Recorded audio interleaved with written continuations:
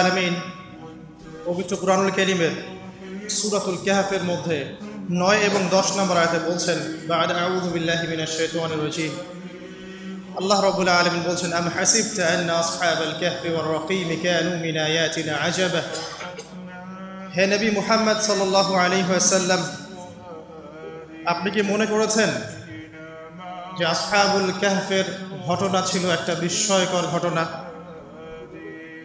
إذ أوى الفتية إلى الكهف فقالوا ربنا آتنا من لدنك رحمة وهيئ لنا من أمرنا رشدا। যখন গুহায় আশ্রয় নেয়া কিছু যুবক আল্লাহর কাছে দোয়া করেছিল, কি দোয়া করেছিল? রব্বানা, হে আমাদের প্রতিপালক, আতিনা মিন লাদুনকা রাহমা, আমাদেরকে আপনার পক্ষ থেকে রহমত দান করুন, ওয়াহাইয়্ লানা মিন আমরিনা রশাদা, এবং আপনার পক্ষ থেকে আমাদের সমস্ত কাজগুলোকে আপনি গুছিয়ে দিন। সুবহানাল্লাহ। আজকে থেকে 1000 বছর আগে দাকিয়ানুস বাদশার একটা সভ্যতা ছিল। এই বাদশা ছিল তৎকালীন সময়কার একজন জালেম শাসক। সে তার রাজ্যে শিরক প্রতিষ্ঠা করেছিল, আল্লাহ রাব্বুল আলামিনের তাওহীদকে উঠিয়ে দিয়েছিল।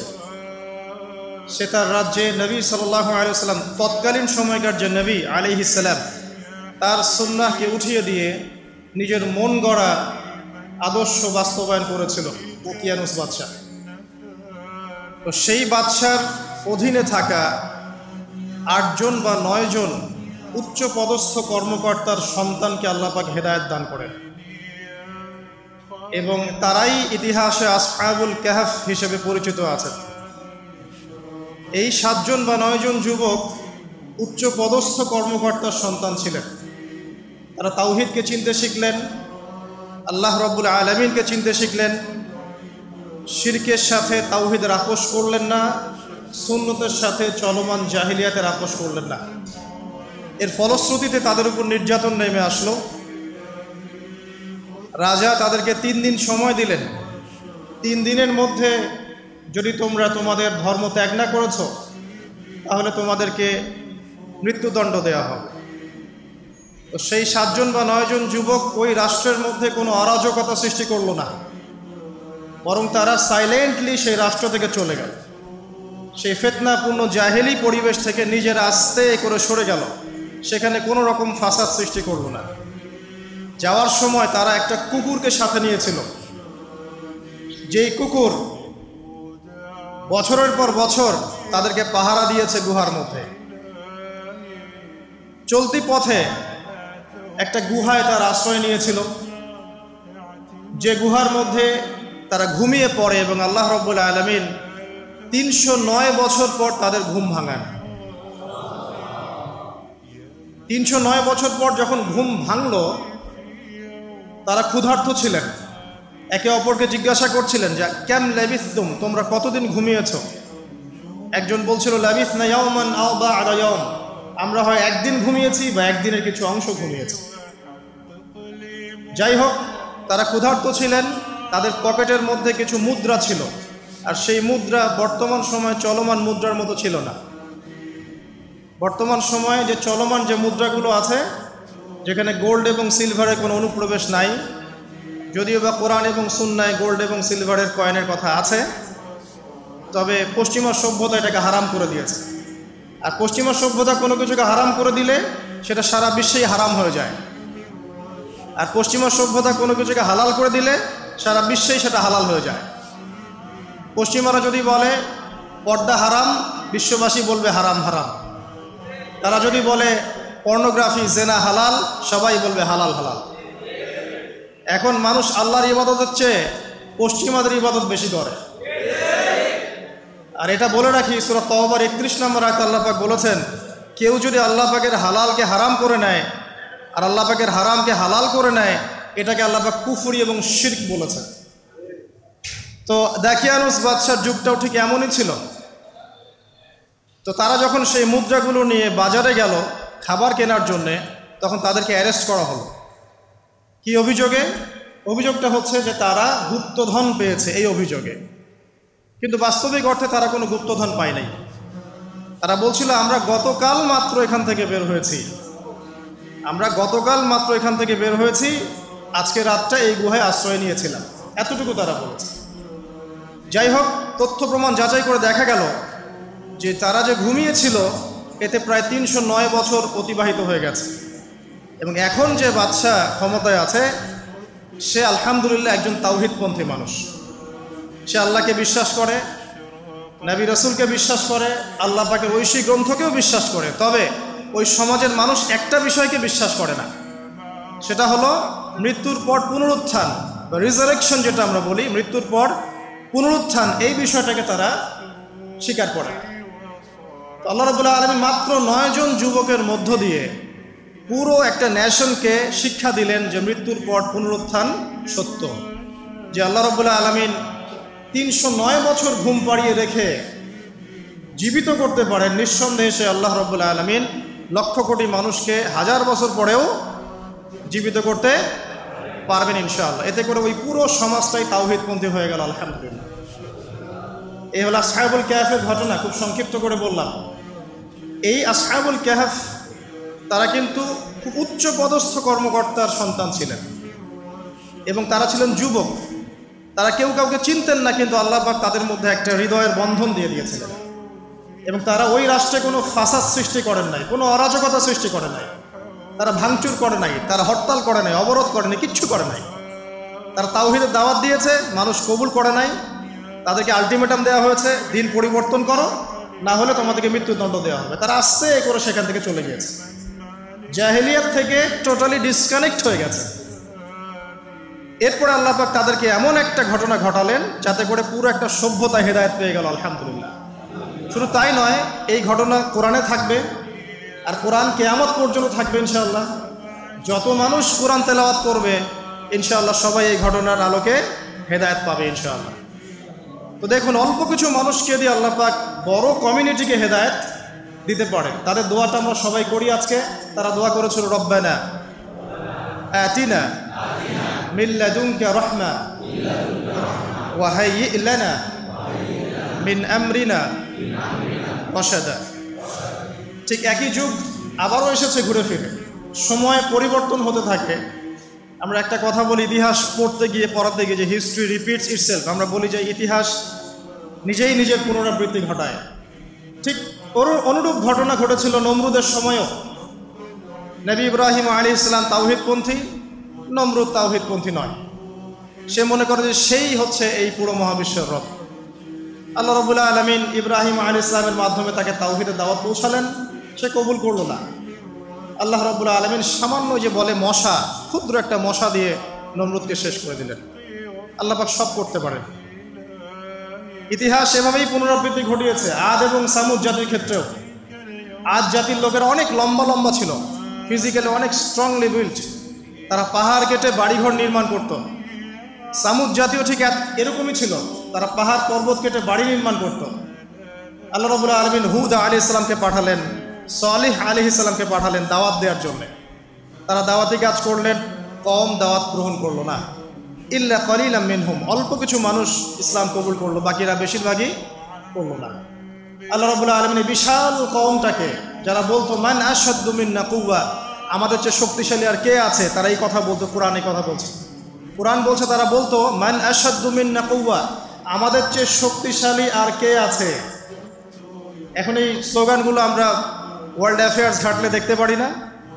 বিভিন্ন পরাশক্তি বলছে আমাদের চেয়ে শ্রেষ্ঠ আর শক্তিশালী কে আছে। এই কথাটাই বলেছিল আদ এবং সামুদ জাতি। আল্লাহ পাক এদেরকে এমনভাবে ধ্বংস করেছেন যেন খেজুর গাছ উপড়ে ফেললে যেমন করে পড়ে থাকে, আদ জাতির লোকরা বাড়ির মধ্যে এভাবে পড়েছিল। মাত্র 6 দিন এবং 7 রাতের মধ্যে আল্লাহ পাক আদ জাতিকে ধ্বংস করেছেন। আর সামুদ জাতিকে আল্লাহ পাক ধ্বংস করেছেন বজ্রপাত দিয়ে, প্রচণ্ড বজ্রপাত দিয়ে, মুহূর্তে একটা কম শেষ। আল্লাহ পাক সব করতে পারেন। ইতিহাস এভাবেই পুনরাবৃত্তি ঘটিয়েছে। ফেরাউনের যুগে চলে যান, মূসা আলাইহিস সালাম একই দাওয়াত দিয়েছেন আল্লাহ রাব্বুল আলামিন। আল্লাহ পাকের পক্ষ থেকে তাওহীদ নিয়ে তিনি ফেরাউনকে দাওয়াত দিয়েছেন যে লা ইলাহা ইল্লাল্লাহ, আল্লাহ ছাড়া কোনো ইলাহ নাই। আল্লাহ রাব্বুল আলামিন চিরঞ্জীব, চিরস্থায়ী, তার কাছে আত্মসমর্পণ করো। ফেরাউন বলেছিল আনা রব্বুকুমুল আ'লা, আমি তোমাদের মহান রব। নাউযুবিল্লাহ। সে বলেছিল মা উরিকুম ইল্লা মা আরা, আমি যা ভালো মনে করি তাই তো তোমাদেরকে বলি। ওয়া মা আহদিকুম ইল্লা সাবিলার রাশাদ, এবং আমি তোমাদেরকে শুধু সৎপথ দেখাই। ফিরআউন এই কথা বলেছিল। সে বলেছিল যে মা আলিমতু লাকুম মিন ইলাহিন গায়রি, আমি তো জানি না যে আমি ছাড়া তোমাদের কোনো ইলাহ আছে। নাউজুবিল্লাহ। আল্লাহ রাব্বুল আলামিন সবর করেছেন, তাকে সময় দিয়েছেন, একটার পর একটা গজব দিয়েছেন। কখনো উকুন নাজিল করেছেন, কখনো রক্ত নাজিল করেছেন, কখনো প্লেগ, কখনো ব্যাং, কখনো ফড়িং, এরকম করে 9টা আযাব আল্লাহ পাক ফিরআউনকে দিয়েছেন, তার কওমকে দিয়েছেন। সর্বশেষ আল্লাহ রাব্বুল আলামিন লোহিত সাগরে সদল বলে ফিরআউনকে ডুবিয়ে মেরেছেন। ডুবে মরার সময় ফিরআউন বলেছিল যে আমানতু বিরব্বি হারুন ওয়া মূসা, আমি এখন হারুন এবং মূসার রবের প্রতি ঈমান আনলাম। ডুবে মরার সময় ফিরআউন এই কথাটা বলেছিল। তখন আল্লাহ রাব্বুল আলামিন বলেছেন আল-আন, এখন, ওয়াকাদ আসাইতা মিন ক্বাবল, এর পূর্বে তুমি বিরুদ্ধাচরণ করেছো। আল ইয়াউমা নুনাজ্জিকা বিবাদানিক, আজকে আমি তোমার বাদান মানে তোমার দেহটাকে সংরক্ষণ করব, প্রিজার্ভ করব। কি জন্য প্রিজার্ভ করবেন? মিউজিয়ামে রেখে দেওয়ার জন্য? মিশরের মিউজিয়ামে রেখে দেওয়ার জন্য? কি কারণে প্রিজার্ভ করবে? লিতাকুনা লিমান খালফাকা আয়াহ, তোমার পরবর্তীতে যারা আসবে পৃথিবীতে ওদের সবার জন্য তুমি নিদর্শন হয়ে থাকবে, এই কারণে। তো ফিরআউনের পরে তো হাজার হাজার বছর চলে গেল, এবং এই হাজার বছরে আমরা দেখেছি আরো 1000টা ফেরাউন এসেছে পৃথিবীতে। তাদের সবার জন্য এই ফেরাউনের মমিটা ছিল কি? নিদর্শন। কে আল্লাহ নিদর্শনের পরোয়া করে? আল্লাহ পাকে নিদর্শনের কে পরোয়া করে? আমাদের কনসেপ্ট এখন এমন, ইনহিয়া ইল্লা হায়াতুনা দুনিয়া, এই দুনিয়ার জীবনটাই আমাদের হায়াত। নামুতু ওয়া নাহইয়া, আমরা এখানেই বাঁচি, এখানেই মরি। ওয়া মা নাহনু বিমাবউসিন, আর আমাদেরকে পুনরুত্থিত করা হবে না। কোনো মানুষ যদি পরকালীন কনসেপ্ট লালন করে চলে, সেই মানুষ কি বেনামাজি থাকতে পারে কিনা? সেই মানুষ কি জাকাত না দিয়ে থাকতে পারে কিনা? যে মানুষ পরকালে বিশ্বাস করে যে আল্লাহর সামনে আমাকে দাঁড়াতে হবে একা একাই, আমার ইমাম, আমার পীর, আমার অমুক, আমার তমুক নেতা নেত্রী কেউ আমার সাথে যাবে না, আমাকে একা আমার আল্লাহর সামনে দাঁড়িয়ে হিসাব দিতে হবে, এই কথা যে চিন্তা করে, সে কি নামাজ না পড়ে থাকতে পারে কিনা? সে কি জাকাত না দিয়ে থাকতে পারে কিনা? সে কি দুর্নীতি করতে পারে কিনা? মানুষকে ঠকাতে পারে কিনা? সে কি সুদ খেতে পারে বা ঘুষ খেতে পারে? সে কি জেনা করতে পারে? সে কি কাপড় খুলে দিয়ে উন্মুক্ত হয়ে ঘুরতে পারে কিনা? এখন তো উন্মুক্ত হওয়ার সংস্কৃতি চলছে নাকি? ইবলিস যখন আদম আলাইহিস সালাম এবং হাওয়া আলাইহিস সালাম তাদেরকে যখন জান্নাত থেকে বের করিয়ে দেয়, প্রলোভন দিয়েছিল, মিথ্যা প্রলোভন, যে হাল আদুল্লুকুম, হে আদম এবং হাওয়া, আমি কি তোমাদেরকে জানিয়ে দিব, আলা শাজারাতিল খুলদি ওয়া মুলকিন লা ইয়াবলা, হে আদম এবং হাওয়া, আমি কি তোমাদেরকে জানিয়ে দিব এমন একটা গাছের ব্যাপারে যেই গাছের ফল খেলে পরে তোমরা চিরস্থায়ী হয়ে যাবে এবং কোনোদিন মরবে না।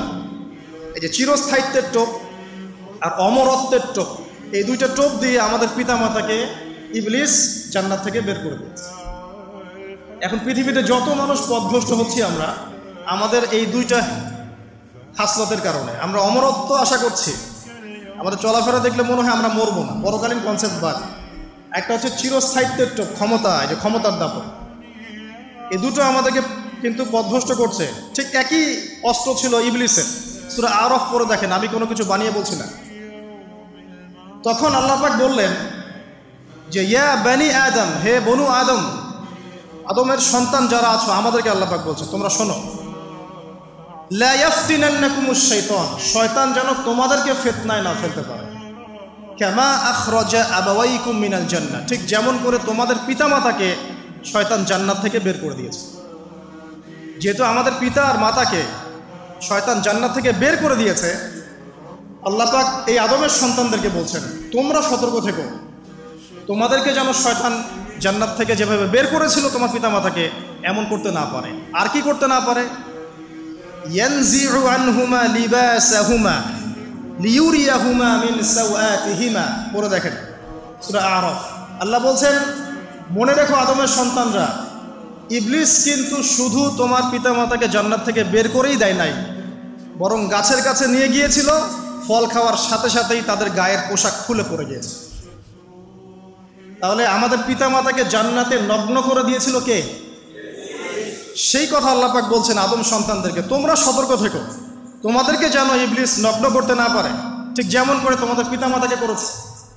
তাহলে এখন যে পুরো বিশ্ব জুড়ে নগ্নতার যে সংস্কৃতি চলছে তাই এরা কার এজেন্ডা বাস্তবায়ন করছে বুঝতে পারছেন? কোরআন পড়েন। পৃথিবীতে যত সভ্যতা চলে গেছে, ব্যাবিলনের সভ্যতা, চাইনিজদের সভ্যতা, তারপরে যে আমাদের মাও সেতুং, ইতালির মুসোলিনি, এদিকে জ্যাপল সার্তে, এদিকে আপনার ফিডেল ক্যাস্ট্রোর কথা বলেন, ওই পশ্চিমা সভ্যতা বাদ দিয়ে যত বড় বড় সভ্যতা রিনাউন্ড, সবার পোশাক ছিল শালীন। আমি চ্যালেঞ্জ করলাম, খুঁজে দেখেন চাইনিজদের পোশাক দেখেন, আগেকার পোশাক, 1000 বছর আগের পোশাক, শালীন পোশাক। তারা কিন্তু মুসলিম ছিলেন না। আপনি এই ব্যাবিলনের সভ্যতা দেখেন, ব্যাবিলনের সভ্যতা অনেক প্রাচীন না? এই সভ্যতার পোশাক দেখবেন এটা অশালীন পোশাক ছিল না। এমনকি আইয়ামে জাহিলিয়াত যেটা আমরা বলি, নবী সাল্লাল্লাহু আলাইহি ওয়াসাল্লাম যখন জন্ম নেননি তার আগের সময় কথা, ওই সময়ও যে মানুষ জেনা করত, মেয়েকে যে কন্যা সন্তানকে জীবিত দাফন করত, তারপরেও ওদের পোশাক শালীন ছিল। হঠাৎ করে বিশ্বে একটা সভ্যতা আসলো পশ্চিম থেকে, তারা বললো যে পোশাক শর্ট হতে হতে হতে হতে এক পর্যায়ে বিকিনি পরে ঘোরা শুরু করে, এবং এখন ওরা সারা বিশ্বে ওটা ছড়িয়ে দিচ্ছে, আমরা সবাই ওটাকে গ্রহণ করছি। আমরা বলছি 1000 বছরের সমস্যা। এখন দেখেন আল্লাহ পাক কি বলছেন, ওয়াইদা ফাআলু ফাহিশাতান, ওই সূরার মধ্যে আছে, যখন তারা কোনো ফাহেসা কাজ করে তারা বলে, ক্বালু, তারা বলে, ওয়াজাদনা আলাইহা আবানা, ওয়াজাদনা আলাইহি আবানা, আমরা এগুলো আমাদের বাপ দাদাদেরকে দেখেছি করতে। যখন তারা কোনো ফাহেসা কাজ করে তারা বলে, অশ্লীল কাজ করলে বলে, আমরা এগুলো দেখেছি বাপ দাদা পিতৃপুরুষ থেকে করে আসছে। আল্লাহু আমারানা বিহা, আল্লাহ আমাদেরকে আদেশ করেছেন। আল্লাহ বলছেন, কুল ইন্নাল্লাহা লা ইয়া'মুরু বিল ফাহশা, আল্লাহ পাক কখনো অশ্লীল কাজের আদেশ করতে পারেন না। আতাকুলুনা আলাল্লাহি মা লা তা'লামুন, তোমরা কি আল্লাহ সম্পর্কে এমন কথা বলছো যে কথা তোমরা জানো না? আল্লাহ কিসের আদেশ করেন? আল্লাহ বলছেন, কুল আমারা রাব্বি বিল কিসত, হে নবী বলে দিন আল্লাহ পাক আদেশ করেন ন্যায় বিচারের আদেশ করেন। ওয়া আকিমু ওয়ুজুহাকুম ইনদা কুল্লি মসজিদ, এবং প্রত্যেক নামাজের ওয়াক্তে নিজের চেহারাটাকে একনিষ্ঠভাবে আল্লাহর দিকে ফেরাবে, এই আদেশ আল্লাহ পাক করেন। ওয়া আকিমু ওয়ুজুহাকুম ইনদা কুল্লি মসজিদ ওয়াদউহু মুখলিসিনা লাহুদ্দিন, এবং একনিষ্ঠভাবে তোমরা আল্লাহকে ডাকবে, দোয়া করবে, এই আদেশ আল্লাহ পাক করেন। আল্লাহ পাক কি অশ্লীল কাজের আদেশ করতে পারেন? ইতিহাস পড়ে দেখেন, আমি নিজে হিস্ট্রির ছাত্র, আপনি পড়ে দেখবেন, পুরো ঐতিহাসিক পটভূমি পড়ে দেখবেন, মানুষ এই ঊনবিংশ শতাব্দী আসার আগে এত অশ্লীল ছিল না। এখনকার বিশ্বে যত সমস্যা চলছে, কয়েকটা বলি, রিবা বা সুদ, জেনা বা উন্মুক্ত যৌনাচার, তারপরে বেপরদামি অশ্লীলতা, 4 নাম্বার আপনার মাদক, ঠিক আছে, 5 যে বড় মহামারী পর্নোগ্রাফি, যত বড় বড় মেজর সমস্যাগুলো চলছে যেগুলো ইয়াং জেনারেশনকে ধ্বংস করে দিচ্ছে, এগুলোর ম্যাক্সিমাম এসেছে কিন্তু পশ্চিম থেকে। খেয়াল করে দেখবেন, এগুলো কিন্তু বাংলাদেশ থেকে আসে নাই, আসছে ভারত থেকে আসছে, পাকিস্তান থেকে আসছে, সাবকন্টিনেন্ট থেকে আসে নাই, এগুলো দেখবেন একটা নির্দিষ্ট জায়গা থেকে আসছে। তো এই কারণেই আমাদের সতর্ক দৃষ্টি রাখতে হবে যে বস্তুবাদী উন্নয়ন সব কিছু নয়। হ্যাঁ, আমরা জিডিপি বাড়ালাম, ইন্ডাস্ট্রিজ গড়লাম, মঙ্গলে চলে গেলাম, চাঁদে গেলাম, ওকে ফাইন, এগুলোর কেউ বিরোধিতা করবে না, এটা ভালো, ন্যাশনকে এগিয়ে নিতে হবেই, এটাই এডুকেট তারা এবং এডুকেটেই করতে হবে, কিন্তু নৈতিকতার বিসর্জন দিয়ে নয়। নৈতিকতার বিসর্জন দিয়ে ধর্ম থেকে দূরে চলে এসে নাস্তিকতায় বিশ্বাসী হয়ে আল্লাহকে বাদ দিয়ে, রাসূলকে বাদ দিয়ে এই বস্তুবাদী উন্নয়ন আমাদের পরকালকে বাঁচাতে পারবে না। তো পরকালকে বাঁচিয়ে রেখে আমার দুনিয়াবী উন্নয়ন করতে হবে, এবং দুনিয়ার উন্নয়নটা অবশ্যই জরুরি। সারা বিশ্ব যখন এগিয়ে যাচ্ছে, আমরা কেন পিছিয়ে থাকবো? আমি তো এটাও বলি যে এটা অনেক মাদ্রাসার লাইনে যারা আছেন তারা আমার সাথে একটু বিরোধিতা করেন এই বিষয়ে, কিন্তু আমি নিজেই বলি, বিশাল আগুন, এই আগুনটা মানব জাতিকে হাসরের মাঠের দিকে তাড়িয়ে নিয়ে যাবে। এই 10টা আলামত না আসা পর্যন্ত কিয়ামত হবে না। অতএব আপনি এখন রিল্যাক্সে নাকে তেল দিয়ে ঘুমান নাকি ভাই? এই 10টা আলামত না আসা পর্যন্ত কিয়ামত হচ্ছে না, তবে এই 10টা আলামত আসার পটভূমি কিন্তু তৈরি হয়ে যাচ্ছে, এটা আমাদের খেয়াল করতে হবে। আচ্ছা আসেন, এই যে শুআয়ব আলাইহিস সালামের কওমকে যে ভূমিকম্প দিয়ে ধ্বংস করা হলো, এই ভূমিকম্প কখন আসে? আল্লাহ পাক বলছেন তার রাসূলের মাধ্যমে, যখন সমাজের মধ্যে পাপ বেড়ে যাবে, অশ্লীলতা বেড়ে যাবে, মানুষ মাদককে হালাল মনে করা শুরু করবে, জেনাকে হালাল মনে করা শুরু করবে, এবং এই যে বেপরদামি বেড়ে যাবে, তখন সমাজের মধ্যে ভূমিকম্প দেখা দিবে, ভূমিধস দেখা দিবে। গান বাজনা, বাদ্যযন্ত্রকে মানুষ হালাল মনে করা শুরু করবে, তখন এগুলো আসবে। তো এগুলো কি আসার বাকি আছে এখন? কি মনে হচ্ছে? আল্লাহ পাক আমাদেরকে হেফাজত করুন, আমিন। বাঁচার উপায় কি? ওই যে বললাম, রব্বানা বলেন, আতিনা মিন লাদুনকা রাহমা ওয়া হাইয়্যি লানা মিন আমরিনা রশাদা। এভাবেই ইতিহাস নিজেকে পুনরাবৃত্তি ঘটিয়েছে। কওমে লূত, মনে আছে? লূত আলাইহিস সালামের কওম, ইব্রাহিম আলাইহিস সালামের ভাতিজা ছিলেন লূত আলাইহিস সালাম। তাকে আল্লাহ পাক একটা কওমকে দাওয়াত দেওয়ার জন্য পাঠালেন, যেই কওম এমন পাপ করছে যেই পাপ ইতিহাসে কেউ কখনো করে নাই। ওই কওমের আগ পর্যন্ত পৃথিবীতে কেউই এই পাপটা কখনো করে নাই। কি পাপ? কে বলতে পারবেন? সমকামিতা। কি পাপ? সমকামিতা। এখন তো অ্যাভেলেবল দেখছি আমরা, এখন আর অ্যাভেলেবল দেখছি না, ছেলে ছেলে বিয়ে করছে, মেয়ে মেয়ে বিয়ে করছে। এবং বড় বড় কান্ট্রিজ যেগুলো আছে, আপনার আমেরিকা, ব্রিটেন, অস্ট্রেলিয়া, কানাডা, সব জায়গায় এগুলো হালাল।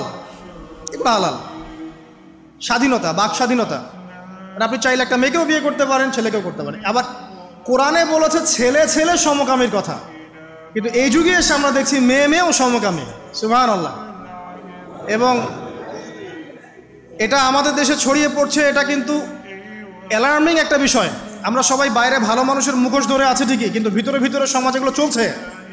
এগুলোকে যদি এখনই আমরা এটাকে ডিফেন্ড করতে না পারি, তাহলে কিন্তু সমস্যা। আগামীতে দেখা যাবে যে আমাদের পরিবারের মধ্যে এগুলো ঢুকে যাচ্ছে, নাউজুবিল্লাহ। এখনকার জরিপ বলছে যে 20 থেকে 30 জন মানুষের মধ্যে একজন মনে করে যে সমকামিতা ভালো জিনিস বা এটা একটা স্বাধীনতা। আপনি কেমব্রিজ অক্সফোর্ডের ডিকশনারি ঘাটলে দেখবেন, সেখানে আগে বলা হতো যে এটা একটা মানসিক রোগ। আপনি 10 বছর আগের ডাটা দেখেন আর 10 বছর পরের ডাটা দেখেন, এখন আপনাকে বলা হবে এটা একটা বাক স্বাধীনতা। আগে বলা হতো মানসিক রোগ। তো এই কওম ছিল কওমে লূত। আল্লাহ পাক এদেরকে এমনভাবে ধ্বংস করেছেন যেভাবে পৃথিবীতে কোনো কওমকে আল্লাহ পাক ধ্বংস করেন না, কাউকে না। কিভাবে? আল্লাহ পাক 2 জন ফেরেশতা পাঠিয়েছিলেন, জিবরাইল আলাইহিস সালাম এবং মিকাইল আলাইহিস সালাম। তাদেরকে সুন্দর যুবকের আকৃতিতে পাঠিয়েছেন, সুন্দর সুন্দর যুবক। ধর্ষকের কোনো ধর্ম নাই। সে হিন্দু, মুসলিম, নাকি বৌদ্ধ, খ্রিস্টান, না আলেম জালেম, এগুলো ধর্ম দেখার সময় নাই। আল্লাহ পাক বলেছেন তার রাসূলের মাধ্যমে ধর্ষণ হলেই প্রকাশ্যে মৃত্যুদণ্ড দিয়ে দিবে, যেই হোক, সে যেই হোক, সে যেই হোক না, ওর কোনো ধর্ম নাই। সে একজন আলেম দাড়িওয়ালা মানুষও যদি হয়, তাকেও এই কাজ করতে হবে। তো চোরের কোনো ধর্ম আছে? ডাকাতের কোনো ধর্ম আছে? তো মিডিয়া আবার টেকনিক্যালি দেখবেন ওইটাকে হাইলাইট করবে বেশি, বিকজ এখানে একটা সুযোগ আছে ইসলামকে ডমিনেট করার জন্য। কিন্তু সেম ঘটনা কিন্তু অনেক বড় বড় সেকুলার প্রতিষ্ঠানে ঘটেছে, ওগুলো কিন্তু আমরা হাইলাইট করতে দেখি না। এটা আমরা বুঝি ইন্টেনশনটা কি। তবে এখানে একটা বিষয় ক্লিয়ার করতে হবে যে পাপ পাপী যেই করুক তাকেই শাস্তির আওতায় আনতে হবে। আল্লাহ পাক তৌফিক এনায়েত করুন বোঝার। এখন এমন একটা সময় চলছে, বাচ্চারাও এগুলো থেকে নিরাপদ না।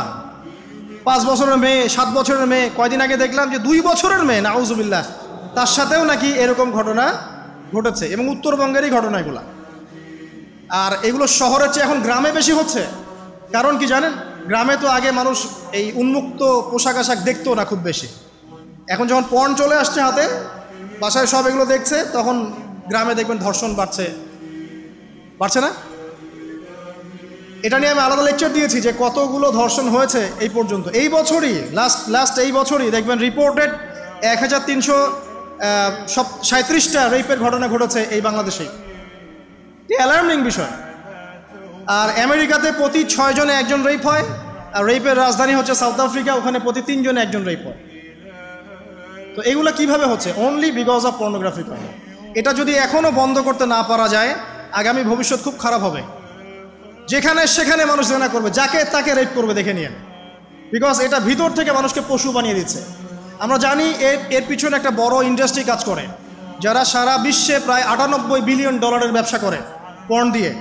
শুধু আমেরিকায় ব্যবসা করে $12 বিলিয়ন সারা বিশ্বে। $12 বিলিয়ন বোঝেন? $1 বিলিয়ন কত কোটি বোঝেন? $100 কোটি। বিশাল একটা ইন্ডাস্ট্রি আছে, এর পিছনে টাকা কাজ করে, টাকা, অনলি টাকা। আর এখানে যা দেখানো হয় সবই ফেক। এগুলো কোনোটাই সত্য না, এটা শুধু একটা অভিনয়, আর কিচ্ছু না। এটা দিয়ে পুরো স্পেশালি মুসলিম যুবকদের ভিতরে এমন একটা মানে পশুত্ব ঢুকে দেওয়া হয়েছে যে জেনা, ধর্ষণ, বেহায়াপন এগুলো বাড়তেই আছে দিন দিন। এটা না কমানো গেলে এবং মানে আইনের সুশাসন নিশ্চিত করা না গেলে ধর্ষণ কমবে না, জেনা কমবে না, ইফটিজিংও কমবে না, মেয়েদের অধিকারও আর আদায় করা সম্ভব হবে না। এটা আমার মত। বাকিটা আপনারা ভেবে দেখেন। আপনারা অনেক বিজ্ঞ মানুষ আছেন, ভেবে দেখেন কি করলে এগুলো কমবে। যদি না ভাবি আল্লাহ পাক কি করবেন জানেন? একটা হাদিস বলি খালি। জাইনাব বিনতে জাহাশ রাদিয়াল্লাহু আনহা তিনি বলছেন, ইয়া রাসূলুল্লাহ সাল্লাল্লাহু আলাইহি ওয়াসাল্লাম আনুহলিকু ওয়া ফিনা সালিহুন, আমাদের মধ্যে সৎ লোক থাকা অবস্থাতেও কি আমরা ধ্বংস হয়ে যাব? আমাদের মধ্যে সৎ যে অনেক ব্যক্তি আছে তারা থাকলেও কি আমরা ধ্বংস হয়ে যাব? নবীজি বলছেন, নাআম, হ্যাঁ তোমরা ধ্বংস হবে। ইযা কাসরাতিল খাবাস, যখন নোংরামি, অশ্লীলতা, বেহায়াপনা বাড়তে থাকবে, আলেম জালেম সব ধ্বংস হয়ে যাবে। তা আমরা আমাদের স্বার্থেই কথাগুলো বলবো, কারণ আমরা যদি এগুলোকে প্রতিহত করতে না পারি তাহলে আমাদের বাড়িতেও এই ফিতনা ঢুকে আসবে। আসবে না? আসবে। দেখে নিয়েন, আল্লাহ পাক বোঝার তৌফিক এনায়েত করুন, আমিন। তো কওমে লূতকে আল্লাহ পাক কি করেছেন? সুন্দর বালকের রূপে এই জিবরাইল আর মিকাইল আলাইহিস সালামকে পাঠিয়েছেন। এখন লূতের লোকরা বলছে যে তোমার ঘরে যে মেহমান দুজন এসেছে ওদেরকে আমাদেরকে দাও। নাউজুবিল্লাহ, বুঝতে পারেন নাই? তোমার ঘরে যে দুজন মেহমান এসেছে ওই দুজন মেহমানকে নিতে এসেছে। লূত আলাইহিস সালাম বলছেন যে আমার হাউলাই বানাতিন কুনতুম ফাইলিন, তোমার যদি বিয়ে করার ইচ্ছা থাকে, আমার মেয়েরা আছে তাদেরকে বিয়ে করা প্রয়োজনে। একজন নবী তার মেয়েকে বিয়ে দিতে যাচ্ছেন, তাও তোমরা এই পথে যেও না। তখন এই কওমে লূতের লোকরা বলছে, তুমি খুব ভালো করে জানো হে লূত আমরা কি জন্য এসেছি। তখন তিনি বলছেন, আলাইসা মিনকুম রাজুলুন রশিদ, তোমাদের মধ্যে কি একজনও ভালো মানুষ নাই? এরপরে আল্লাহর আযাব আসলো। লূত আলাইহিস সালাম এবং তার স্ত্রী চলে যাচ্ছেন। তার স্ত্রী কিন্তু আবার ঈমানদার ছিলেন না, সে পিছনে ফিরে বারবার দেখছে। নূহ আলাইহিস সালামের স্ত্রী যেমন ঈমানদার ছিলেন না, লূত আলাইহিস সালামের স্ত্রীও তেমনি ঈমানদার ছিলেন না। নবীর স্ত্রী হওয়া সত্ত্বেও তারা কিন্তু জাহান্নামে যাবে, নাউজুবিল্লাহ। তো এই লূতকে ধ্বংস করলেন আল্লাহ পাক, কওমে লূতকে এভাবে ফেরেশতার পাখা দিয়ে ওই পুরো জায়গাটাকে উঠিয়ে নিয়ে মাটিতে আবার ধসিয়ে দেওয়া হচ্ছে। এই জায়গাটা এখন নিদর্শন হয়ে আছে। জর্ডানের পাশে দেখবেন যে ডেড সি, একটা মৃত সাগর আছে না, ওইটা ছিল সেই জায়গা। এখানে সাদুম গোত্র থাকতো। সাদুম, এই কওমের নাম ছিল সাদুম। এরা সমকামী ছিল। এখন আপনার জন্য আমার নসিহত হচ্ছে, নবী সাল্লাল্লাহু আলাইহি ওয়াসাল্লাম বলেছেন, আমি শেষ জামানায় আমার উম্মতের উপর কিছু বিষয় ভয় করি যে এগুলো আমার উম্মতের মধ্যে ঢুকে যাবে, আমি আশঙ্কা করি ঢুকে যাবে। কি কি বিষয়? এক নাম্বার, যে আমি আশঙ্কা করি যে আমার উম্মতের মধ্যে মূর্তি পূজা ঢুকে যাবে, মুসলিম কিন্তু স্ট্যাচু ওয়ার্শিপ করবে। দুই, আমি আশঙ্কা করি আমার উম্মতের মধ্যে রিয়া ঢুকে যাবে। রিয়াটা কি? লোক দেখানো আমল। রিয়া কি? লোক দেখানো আমল। আমি আশঙ্কা করি যে আমার উম্মতের মধ্যে সমকামিতা ছড়িয়ে পড়ে নাই? এগুলো নবী সাল্লাল্লাহু আলাইহি ওয়াসাল্লাম আশঙ্কা ছিল। দেখেন সবগুলো এখন বাস্তব হয়ে গেছে। আল্লাহ রাব্বুল আলামিন এই সমকামিতার পাপ থেকে আমাদেরকে হেফাজত করুন, আমিন। এভাবেই ইতিহাস রিপিট হয়েছে। আল্লাহ পাক এদেরকেও ধ্বংস করেছেন। এর আগে আল্লাহ পাক নূহ আলাইহিস সালামের কওমকেও ধ্বংস করেছেন। কি কারণে? তারা লাত, এই যে ইয়াগুস, ইয়াউক, নাসর, এরকম কিছু স্ট্যাচু ওয়ার্শিপ করত। এক পর্যায়ে আল্লাহ রাব্বুল আলামিন 950 বছর দাওয়াত দিয়েছেন নূহ আলাইহিস সালাম তার কওমকে। 950 বছর দাওয়াত দেওয়ার পরেও তার কওম যখন আল্লাহর আনুগত্য করলো না, আল্লাহ রাব্বুল আলামিন মহাপ্লাবন দিয়ে তাদেরকে ধ্বংস করে দিয়েছে। এভাবেই যুগে যুগে ইতিহাস রিপিট করেছে। আমাদের নবী মুহাম্মদ সাল্লাল্লাহু আলাইহি ওয়াসাল্লামের সময়ও এই হিস্ট্রিটাই ছিল। আবু জাহেল, আবু লাহাব, উতবা, সাইবা যারা ছিল তারা মূলত সমাজটাকে দ্বিখণ্ডিত করে ফেলেছিল, খণ্ডে খণ্ডে ভাগ করে ফেলেছে। ডিভাইড অ্যান্ড রুলের মতো সমাজে সুদ ছড়িয়ে দিয়েছিল, জেনা ছড়িয়ে দিয়েছিল, পরকীয়া ছড়িয়ে দিয়েছে এবং শিরিক ছড়িয়ে দিয়েছে এবং গোত্রীয় হানাহানি চলছিল। এরকম একটা অবস্থায় নবী সাল্লাল্লাহু আলাইহি ওয়াসাল্লাম ওই সমাজের মধ্যে আসেন নবী হিসেবে। এসে মাত্র 23 বছর সময় নিয়েছেন। কত বছর? মাত্র 23 বছর। আমাদের তো সমাজ সংস্কারের শতাব্দী পার হয়ে যাচ্ছে। এক একটা রেভলিউশন দেখবেন শতাব্দী পার হয়ে যাচ্ছে, কিন্তু কোনো আলটিমেট রেজাল্ট নাই। নবী সাল্লাল্লাহু আলাইহি ওয়াসাল্লাম 23 বছর সময় নিয়েছেন, মাত্র 23 বছর। এই 23 বছরে কোরআন এবং হাদিস এই দুটোকে হাতে নিয়ে নবী সাল্লাল্লাহু আলাইহি ওয়াসাল্লাম সমাজের প্রত্যেকটা জাহিলিয়াত উপর থেকে সরিয়ে দেন নাই, শেকড় থেকে উপরে ফেলেছেন। তবে তিনি যখন ইসলাম প্রতিষ্ঠা করে দিয়ে চলে গেছেন, খোলাফায়ে রাশেদার যুগ চলে গেছে, তারপর উমাইয়া খেলাফত এসেছে প্রায় 100 বছরের মতো, পরে আব্বাসীয়রা এসেছে প্রায় 550 বছরের মতো, আস্তে আস্তে ফাতেমিরা এসেছে, ওদিকে কর্ডোভার, স্পেনে আন্দালুসিয়া উমাইয়া শাসন ছিল, ওসমানীয়রা এসেছে, এভাবে ইতিহাস চলেছে দীর্ঘদিন, প্রায় 1400 বছর। শেষ পর্যায়ে গিয়ে নবী সাল্লাল্লাহু আলাইহি ওয়াসাল্লাম কিছু ভবিষ্যৎবাণী করে গেছে, যখন শেষ জামানাগুলো আসবে তখন দেখবে তোমরা সমাজে সুদটা ছড়িয়ে পড়বে বেশি, জেনা ছড়িয়ে পড়বে, পর্ন ছড়িয়ে পড়বে। পর্ন কথা তো তিনি বলেন নাই, বলেছেন অশ্লীলতা ছড়িয়ে পড়বে। এখন আমরা বলছি এটা পর্নোগ্রাফি। তিনি আরও বলেছেন সময়গুলো সংক্ষিপ্ত হয়ে আসবে, মানুষের হঠাৎ মৃত্যুর পরিমাণ বেড়ে যাবে, অনেক কিছু বলে গেছে। দিন চলে যাবে মনে হবে একটা ঘন্টার মতো চলে গেল, বছর চলে যাবে একটা মাসের মতো, মাস যাবে একটা সপ্তাহের মতো। অনেকগুলো সাইন তিনি বলে গেছে। মুসলিমদের মধ্যে বিভক্তি বাড়তে থাকবে, হত্যা হারাজ বাড়বে। হারাজ, হত্যা মানে হারাজ, মানে একজন ব্যক্তিকে হত্যা করা হবে, সে জানবে না আমাকে কেন হত্যা করা হলো, আর একজন ব্যক্তি হত্যা করবে, সেও বুঝবে না কেন তাকে মারলাম। ফাসাদ বাড়তে থাকবে, উঁচু উঁচু অট্টালিকা নির্মাণের প্রতিযোগিতা বাড়তে থাকবে। হচ্ছে না এগুলো? সমাজে ভালো মন্দের মানদণ্ড উল্টে যাবে, মানুষ সত্যকে মিথ্যা বলবে, মিথ্যাকে সত্য বলবে, মিথ্যাবাদীকে সত্যবাদী বলবে, সত্যবাদীকে মিথ্যাবাদী বলবে, আমানতদারকে খেয়ানতকারী বলবে, খেয়ানতকারকে আমানতদার বলবে। টোটালি মানদণ্ড উল্টে যাবে। আস্তে আস্তে সিচুয়েশন এমন হতে থাকবে, খারাপ থেকে খারাপ। তবে সোনালী সময় কি আর ফিরবে না? তাহলে সময় কি তাহলে আর ফিরবে না? এভাবেই চলবে সব কিছু? না, এভাবে চলবে না ইনশাআল্লাহ। আল্লাহ রাব্বুল আলামিন তার রাসূলের মাধ্যমে জানিয়েছেন এই সব কিছুই সাময়িক, সব কিছু সাময়িক। ইতিহাস আবার পুনরাবৃত্তি ঘটাবে। ইতিহাস সভ্যতা শুরু হয়েছিল একজন নবী দ্বারা, শেষও হবে আরেকজন নবী দ্বারা ইনশাআল্লাহ তাআলা। সভ্যতা শুরু হয়েছিল আদম আলাইহিস সালামকে দিয়ে, আর শেষ হবে ঈসা ইবনে মারিয়ামের হাতে। শেষ জামানার সবচেয়ে ভাইটাল ক্যারেক্টার হচ্ছেন ঈসা ইবনে মারিয়াম। ইমাম মাহদী নন, ইমাম মাহদী সবচেয়ে ভাইটাল ক্যারেক্টার নন। সবচেয়ে ভাইটাল ক্যারেক্টার হচ্ছে ঈসা ইবনে মারিয়াম। তিনি প্যালেস্টাইন, জেরুজালেম থেকে পুরো ওয়ার্ল্ডে ইসলামিক খেলাফা রিস্টোর করবেন ইনশাআল্লাহ তাআলা। এবং তিনি নতুন কোনো শরীয়ত নিয়ে আসবেন না, নতুন কোনো ধর্ম নিয়ে আসবেন না, বরং তিনি এসে বরং ক্রুশ ভেঙে ফেলবেন। শুয়োরের মাংস এটাকে একদম টোটালি হারাম করে ফেলবেন। জিজিয়া যে ট্যাক্সটা আছে এটাকে উঠিয়ে দিবেন। এবং তিনি 40 ইয়ার্স, হাদিসে এসেছে 40 বছর তিনি এই পৃথিবীতে থাকবেন। কত বছর? 40 বছর। ওই সময় সম্পর্কে এমন কথা এসেছে যে জাকাত নেয়ার জন্য একটা মানুষ খুঁজে পাওয়া যাবে না। আসতে কতদিন এটা আমরা বলতে পারবো না, এটা আল্লাহ পাক জানেন, আল্লাহ জানেন। এটা কতদিন এটা আমরা বলতে পারবো না, এটা বলার অধিকারও আমাদের নাই, বিকজ এটা গায়েবের বিষয়। আলামতগুলো আস্তে আস্তে আস্তে আস্তে ওইদিকে যাচ্ছে। এখন তিনি আজকেই আসুন আর কালকেই আসুন, ইমাম মাহদী আজই আসুক আর কালই আসুক, আপনার আমার দায়িত্ব চেঞ্জ হবে না। দায়িত্ব কি চেঞ্জ হবে? খুব সংক্ষেপে 2 মিনিট সময় নিচ্ছি যে আমরা যে কোনো সিচুয়েশনেই আমাদের দায়িত্বটা কি আসবে। 1 নাম্বার কথা হচ্ছে ভাই, যে বড় পরিসরে চিন্তা বাদ দিয়ে আগে ছোট পরিসরে আসেন। নিজের ব্যক্তি জীবনে আগে ইসলাম প্রতিষ্ঠা করেন। নিজে আগে পড়াশোনা করি, দিনের জ্ঞান অর্জন করেন, পড়াশোনা করেন, যে লাইনেই পড়াশোনা করছেন করেন, কিন্তু ইসলামটাকে, ইসলামের ফরজ, ওয়াজিব, সুন্নত, মুস্তাহাবগুলো শেখেন। ডাক্তার, ইঞ্জিনিয়ার হওয়ার কোনো আপত্তি নাই, বড় পলিটিশিয়ান হন, ইকোনমিস্ট হন, কোনো আপত্তি নাই, বাট ইসলামের বেসিক নলেজটা অর্জন না করে মৃত্যুবরণ করেন না আল্লাহর রাস্তায়। 2 নাম্বার, কোরআনকে সময় দেন, কোরআনটাকে স্টাডি করেন, হাদিসটা স্টাডি করেন। আল্লাহ পাক তৌফিক দান করুন, আমিন। এরপরে আমল বাড়িয়ে দেন, আমলটা বাড়ায় দেন। এখন সময় থাক 100 বছর আর 500 বছর বা 2 বছর, আমল বাড়ায় দেন। আপনার আমল আপনার সাথেই, কেউ কারো কবরে যাবে না। অতএব আমল বাড়িয়ে দেওয়ার চেষ্টা করি, আল্লাহ পাক তৌফিক দান করুন।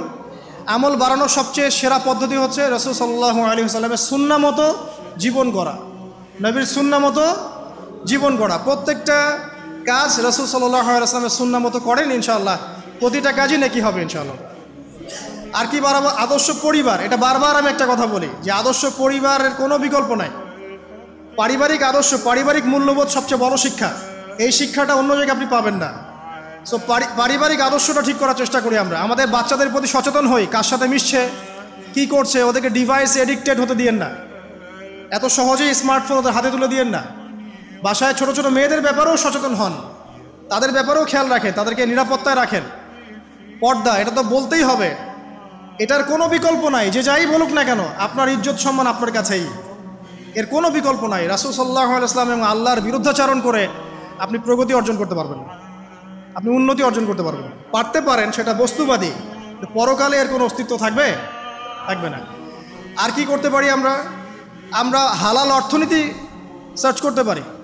হারামে যারা যারা আছি আজকে তওবা করি, আজকের এই লেকচার যাদের কানে যাবে আমরা দোয়া করি আল্লাহ পাক সবাইকে হারাম রিজিক থেকে ফিরিয়ে নিয়ে আসুন। আমি বারবার একটা কথা বলি ভাই, আপনার আমল নামায় যতটুকু রিজিক আছে এর একটা দানা না খেয়ে আপনি মৃত্যুবরণ করবেন না, আপনার মৌত হবে না। এখন আপনার রিজিকটা আপনি কি অবৈধ পথে চাচ্ছেন না বৈধ পথে চাচ্ছেন, এটা আপনার ডিসিশন। আপনি যদি বৈধ পথে চান ওই পরিমাণ রিজিক আপনাকে খাওয়াবেন আল্লাহ পাক, তারপর মৃত্যুবরণ করবেন। আর যদি অবৈধ পথে চান সেটাই খাওয়াবেন, খাওয়ায় মৃত্যুবরণ করবেন। আপনি ডিসিশন নেন কোন দিকে যাবেন। আর রিজিকের মালিক আল্লাহ আমরা খালি মুখে বলি, মনে কিন্তু বিশ্বাস করি না। মনে যদি বিশ্বাস করতাম তাহলে আমরা কিন্তু কখনো সুদের ধার ধারতাম না, আমরা ঘুষ দুর্নীতি করতাম না। কারণ আমরা করছি কেন? মনে করছি যে আমি এটা করলে রিজিক বাড়বে। আর আপনি যাদের জন্য এই কাজগুলো করছেন, আপনার স্ত্রী, আপনার সন্তান, আপনার পরবর্তী প্রজন্ম 40 দিন সময় নেবেন আপনাকে ভুলে যেতে। 40 দিন সময় নেবেন আপনাকে ভুলে যেতে, দেখে নিয়েন। কবর খুব একাকিত্বের জীবন। আসলে মৌতের যে যন্ত্রণার কথা আমরা বলি না, এটা সবচেয়ে বড় বিষয়টা কি জানেন? শারীরিক কষ্ট তো আছেই, এই যে দুনিয়ার সবার থেকে বিচ্ছেদ, এটাই হচ্ছে যন্ত্রণা। সবার থেকে বিচ্ছেদ না, সবার থেকে বিচ্ছেদ হয়ে চলে যেতে হয়, এটা সবচেয়ে বড় যন্ত্রণা। মানুষ একা থাকতে চায় না। জেলখানায় যে মানুষকে বন্দি করে রাখে না, ওই একাকিত্বের কষ্টে মানুষ ভোগে। একা একা, আমি একা, কেউ নেই আমার সাথে, এটাই। এর উপর